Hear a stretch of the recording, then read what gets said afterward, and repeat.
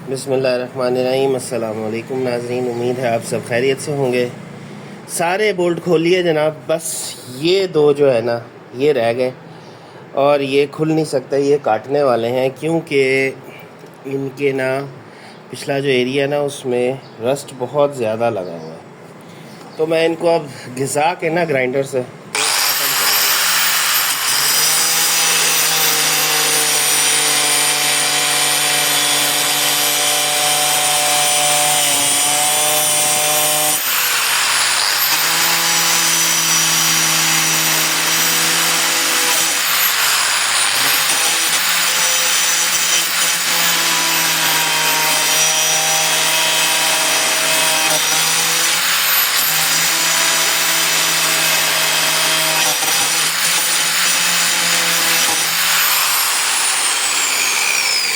ज़रा इसको cool down होने देते हैं, वरना इसकी गर्मी से नीचे प्लास्टिक हमारा बम्पर का ख़राब भी हो सकता है। इतनी देर इस पे लगते हैं।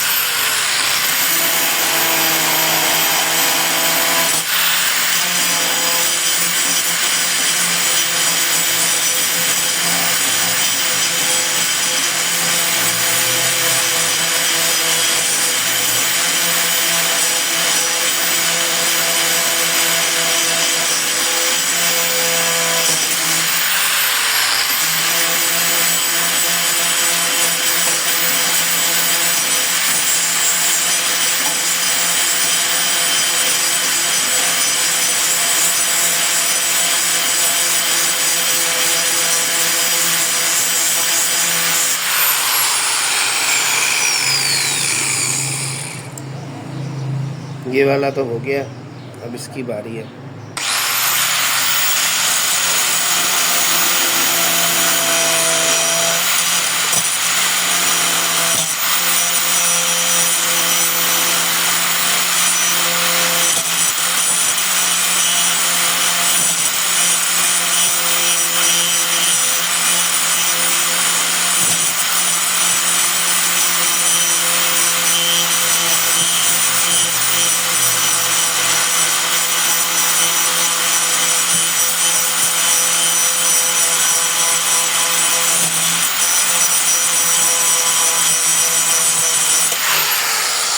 ये भी हो गया।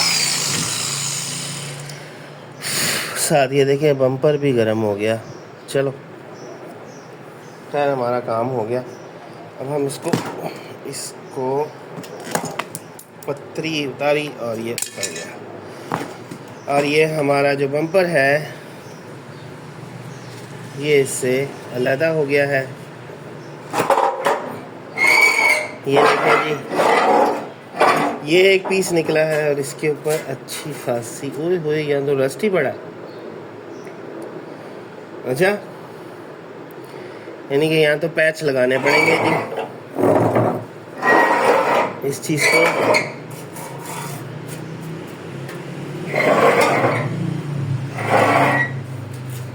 नहीं, बस इस जगह से ना कुछ ज़्यादा ही रस्ट पड़ गया। ये जगह देख रहे हैं आप, यहाँ तो आर पार होल ही हो गया। बाकी खैर, बाकी ये साफ़ करके ना अगर कुछ निकला तो मैं उस जगह पे वेल्डिंग कर दूंगा। ले जी, अब हमारे पास सिर्फ प्लास्टिक आ गया। अब ज़रा मैं आपको अंदर से दिखाऊं। ये देखें, ज़रा गौर कीजिएगा। ये अंदर इस बम्पर के एक मोटा सा जो है ना फोम है, ये देखें, जो कि ये बाहर निकल आया, ये देख रहे हैं आप। And this thing is in a very pretty good condition, जो कि अच्छी बात है।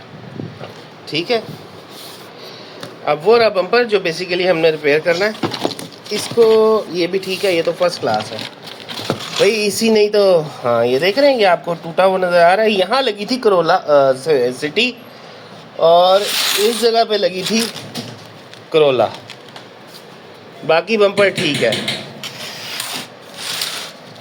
सो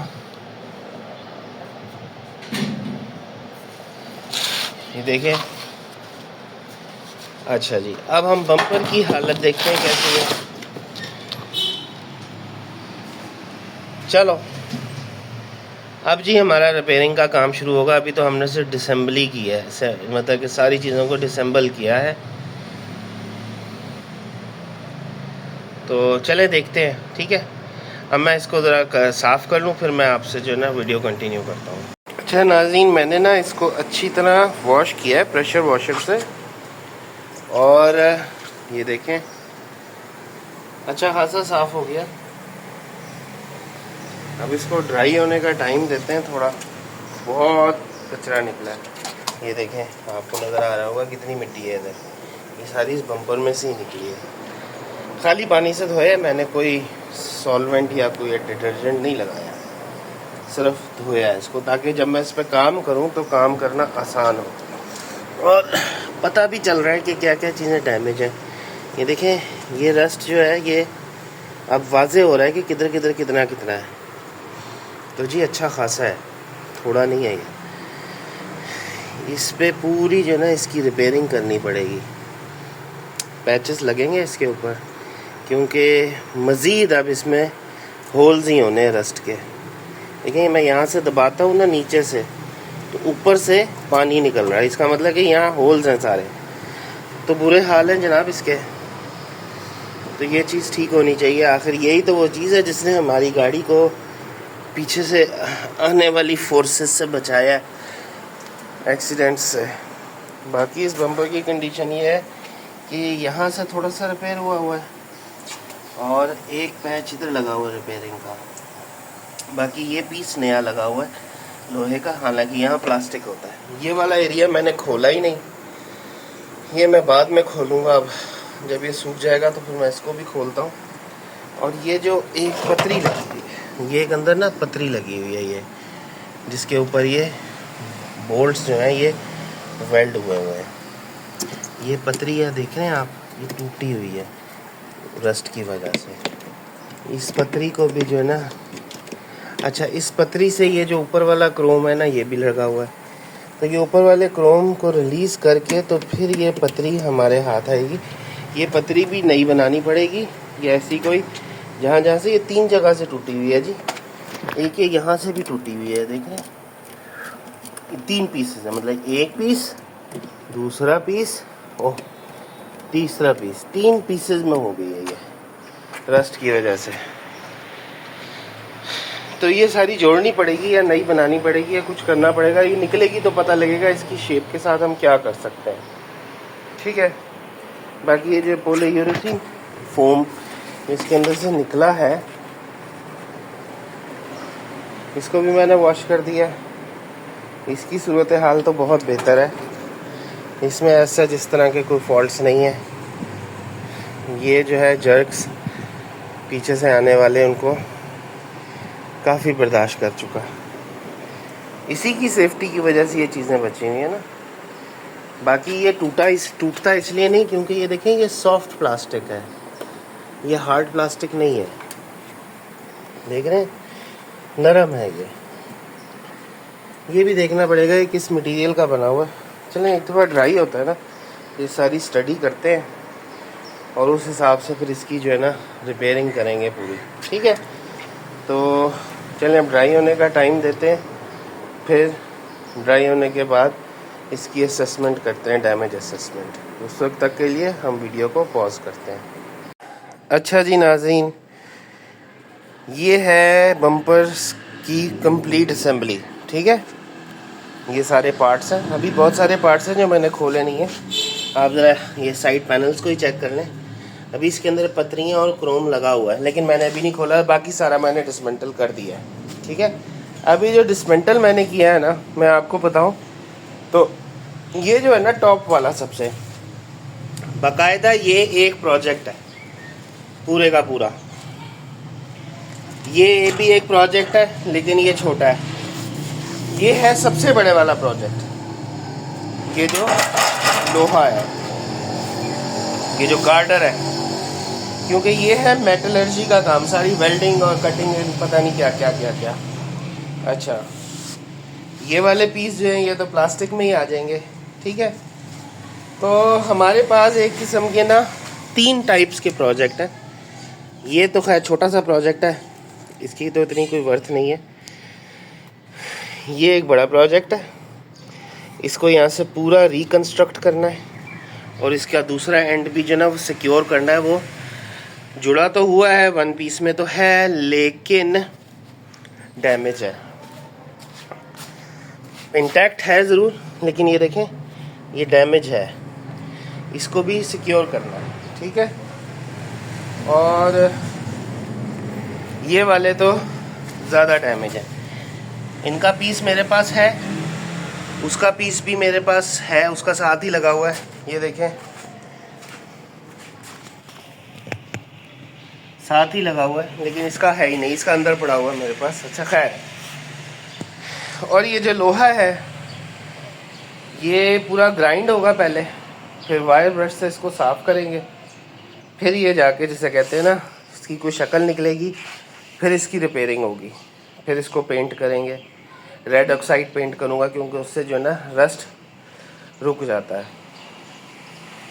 तो ये मुझे पता लग गया कि ये जो मटेरियल है ना ये प्लास्टिक है और ना ये पीवीसी है, ये है, ये देखें पर, यानी कि पॉलीयूरेथीन। ये पॉलीयूरेथीन शीट का बना हुआ है, ये मोल्डेड है। ठीक है, ये वेल्ड नहीं हो सकता, ना ये मेल्ट हो सकता है। ये देखें इस पे भी, इधर भी लिखा हुआ है पर। ठीक है ना, पर स्टैंड्स फॉर पॉलीयूरेथीन। पॉलीयूरेथीन की मुख्तलिफ इकसाम होती हैं। ये जो फोम जितने भी होते हैं ज़्यादातर पॉलीयूरेथीन ही होती हैं। देखें पर लिखा हुआ है। ठीक है, तो ये एक पर, ये है एक टाइप, एक पॉलीयूरेथीन ये है टाइप, एक ये पॉलीयूरेथीन की टाइप है, इसलिए ये सॉफ्ट है।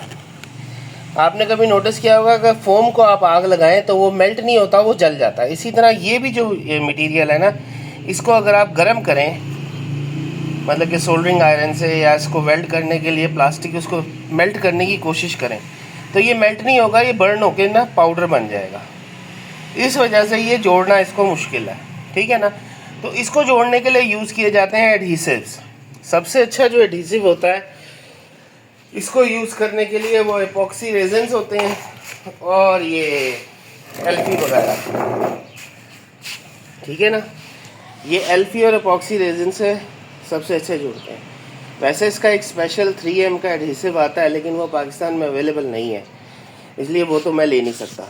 तो ऑब्वियसली मुझे सारा कुछ जो है ना वो एपॉक्सी रेजिन या एल्फी का यूज़ करके ना इसको करना पड़ेगा। इसकी रिपेयरिंग, इसके ऊपर अगर कोई कट्स और डेंट्स हैं और अगर वो मैंने फ़िल करने, तो वो भी एपॉक्सी रेजिन से ही फ़िल करने चाहिए, क्योंकि एपॉक्सी रेजिन इसके साथ बहुत अच्छा चिपक जाता है बनिस्बत ये फिलर और पुटीन वगैरह के। तो जनाब ये है हमारा प्रोजेक्ट। आज बस मैंने आपको बताना था इसकी डैमेज असेसमेंट और इसकी डिसअसेंबली। अब ये है कि कल से ना मैं इसको शुरू करूँगा। तो फिर सबसे पहले हम ये जो प्लास्टिक का काम है ये तो हम इंडोर करेंगे, ये जो लोहे का काम है ये हम आउटडोर करेंगे। हमें इस प्रोजेक्ट के लिए जो रिक्वायर्ड टूल्स और मटेरियल्स हैं ना वो मैं कलेक्ट करूँगा, और फिर कल इंशाल्लाह इस काम को स्टार्ट कर देंगे। तो अब तक के लिए जनाब आज के लिए यही, और इंशाल्लाह कल काम के साथ मुलाकात होगी। अल्लाह हाफ़िज़, बहुत बहुत शुक्रिया।